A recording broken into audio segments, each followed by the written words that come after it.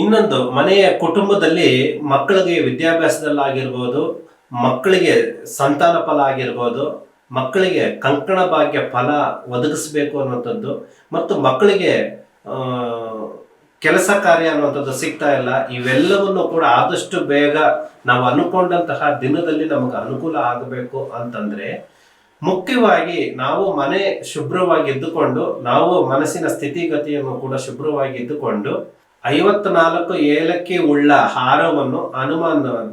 Photo ಆಗಿರ್ಬೋದು ಮತ್ತು ವಿಗ್ರಹವಾಗಿರ್ಬೋದು ಮನೆಯಲ್ಲೇ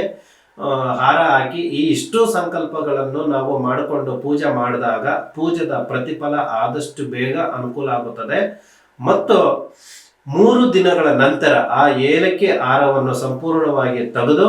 ಅದರ ಜೊತೆಗೆ ಅರಿಶಿಣದ ನೀರ ಜೊತೆಗೆ ಯಾರಿಗೆ ಒಳ್ಳೇದಾಗಬೇಕು ಅಂತ ಅಂದ್ಬಿಟ್ಟು ಸಂಕಲ್ಪ ಮಾಡ್ಕೊಂಡಿರ್ತೀವೋ, ವಿದ್ಯಾಭ್ಯಾಸನ, ಮಕ್ಕಳಿಗೆ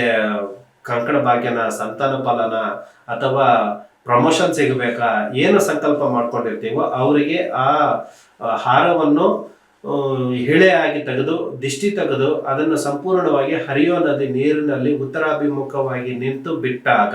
ನಮ್ಮ ಎಲ್ಲ ಸಮಸ್ಯೆಗಳು ಕೂಡ ದಿಷ್ಟಿ ದೋಷಗಳ ಮುಖಾಂತರವಾಗಿ ಪರಿಹಾರ ಆಗುತ್ತದೆ ಮತ್ತು ಆದಷ್ಟು ಬೇಗ ನಮ್ಮ ಸಂಕಲ್ಪ ಈಡೇರಿಸುವುದಕ್ಕೆ ಇದು ಒಂದು ಸುಲಭ ಮಾರ್ಗ.